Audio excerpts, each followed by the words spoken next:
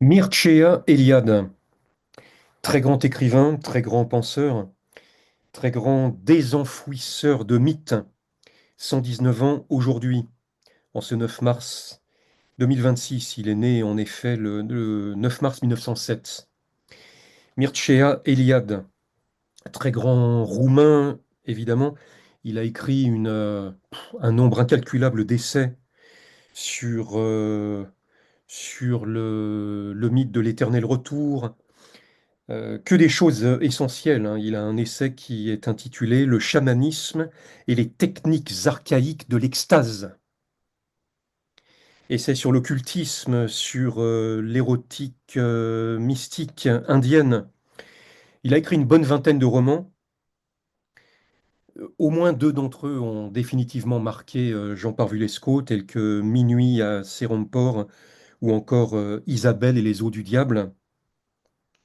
Il a écrit aussi un roman qui a donné lieu à une excellente adaptation par Coppola, L'homme sans âge. Voilà, ça c'est le buste d'Éliade tel que je le découvris à Chisinau en mai 2017. Un buste tout à fait impressionnant dans une capitale qu'il est tout autant.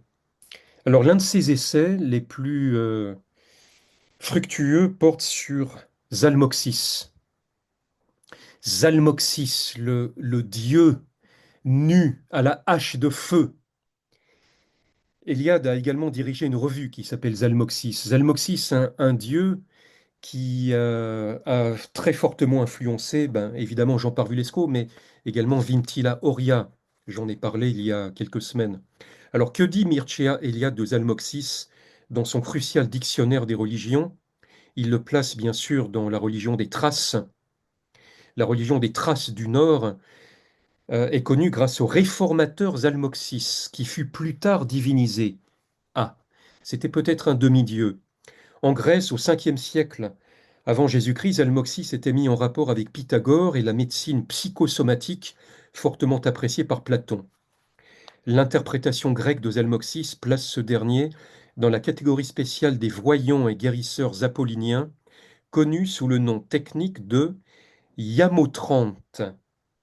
Les principes de sa religion, immortalité de l'âme, végétarisme, sont en effet proches du pythagorisme. À l'origine, Zalmoxis paraît avoir été un prophète et un associé du roi Geth.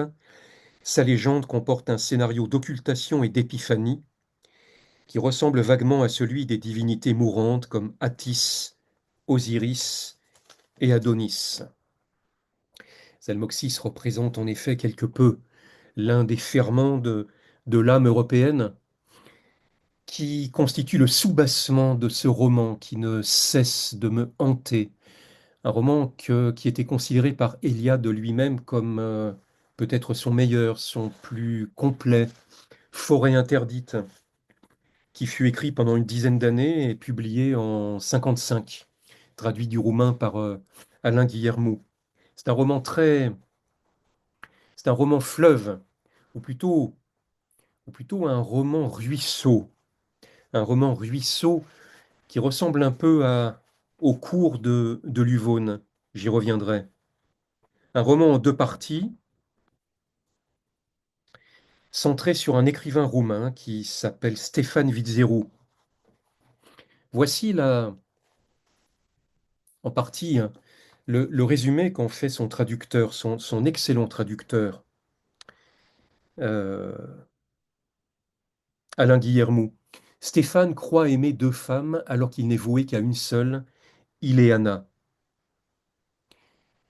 Cependant, il est jaloux du passé de Joanna, sa femme, car celle-ci a été fiancée à un écrivain célèbre, Tirou Parthénier. Une grande ressemblance physique fait qu'on confond souvent Stéphane avec Parthénier.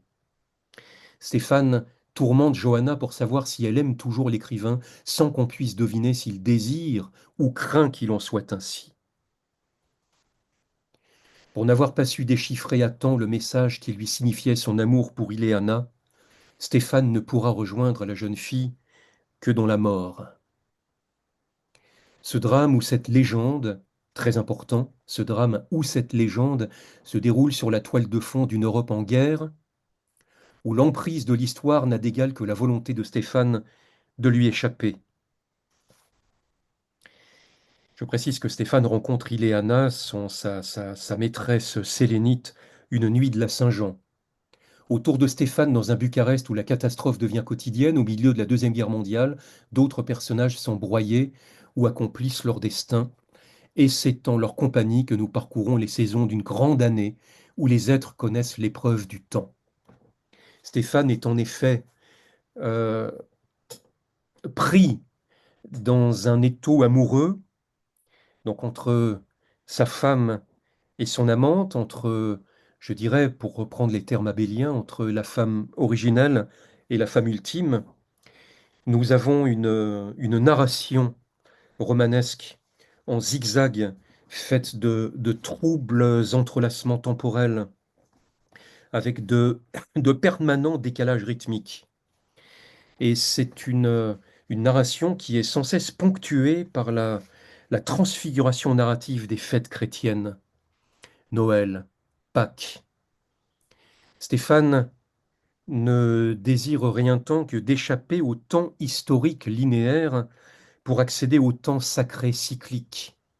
Et pour cela, le, le vecteur suprême est justement cette forêt interdite qui constitue la trame de fond de la mystagogie de ce roman, une mystagogie tout à fait zalmoxienne, totalement illustratif de l'âme européenne, à la fois chtonienne et vénusienne.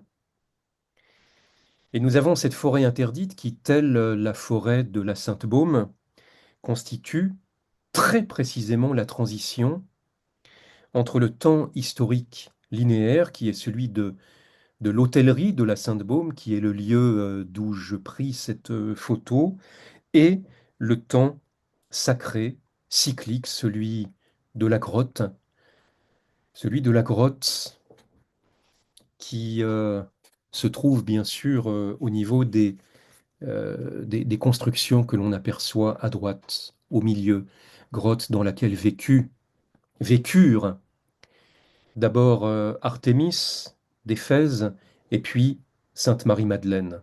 Le passage de l'une à l'autre constitue en quelque sorte également le passage de peut-être d'Iléana, plutôt d'Ioanna, la, la femme du narrateur, à sa maîtresse, Iléana, rencontrée la nuit de la Saint-Jean.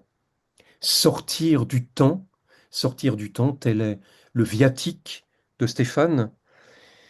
Il se souvient de son enfance où il a pu une fois sortir du temps. Il était juché sur une charrette de foin sous les étoiles brillantes. Et puis, il essaye de sortir du temps chaque fois qu'il accède à la chambre interdite au deuxième étage d'un appartement dans lequel il se trouve seul, comme en une grotte purement magdaléenne. Voici la description dans le roman précisément faite par Stéphane d'un personnage qui a réussi, lui, à sortir du temps, c'est-à-dire à vivre sur les rives originelles de l'Uvone. Ce personnage ne vit plus comme nous d'après un horaire plus ou moins compliqué, il ne tient compte que du temps cosmique, du jour, de la nuit, des phases de la lune, des saisons. Et même ce temps cosmique, d'après ce qu'il m'a dit, sera un jour aboli pour lui. En attendant, il en a besoin pour se retrouver lui-même, c'est-à-dire se retrouver au sens métaphysique du mot, prendre conscience de son être dans sa plénitude et son intégrité.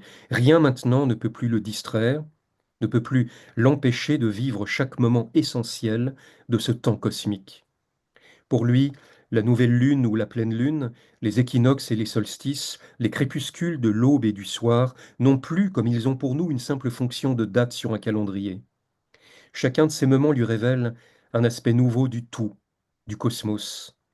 Il n'accepte aucun temps en dehors du temps cosmique, et d'abord il refuse le temps historique, ce temps où se déroulent par exemple les élections parlementaires, les mesures de réarmement prises par Hitler ou les combats de la guerre civile espagnole. Il est décidé à ne tenir compte que du temps dans lequel s'insèrent les événements cosmiques, l'évolution de la Lune, la succession des saisons, la rotation de la Terre. Il se contente d'épuiser la signification de chacun de ces grands événements. Aussi vit-il une expérience de révélation perpétuelle, ininterrompue. Vous en seriez persuadé vous-même si vous l'entendiez parler d'une nuit de pleine lune, d'un après-midi d'été, ou du sens que prennent les chants d'oiseaux ou d'insectes aux différentes heures du jour. Pour lui, la nature commence à devenir non seulement transparente, mais encore porteuse de valeur. Il ne s'agit pas d'un retour à l'état primitif, disons bestial de l'humanité. Lui, il découvre dans la nature non pas cette vacance de l'esprit que certains d'entre nous y cherchent, mais la clé des premières révélations métaphysiques. Le mystère de la mort et de la résurrection, le mystère du passage du non-être à l'être. Et cet homme, qui est à peine au début de son expérience, a déjà réussi à se soustraire au temps.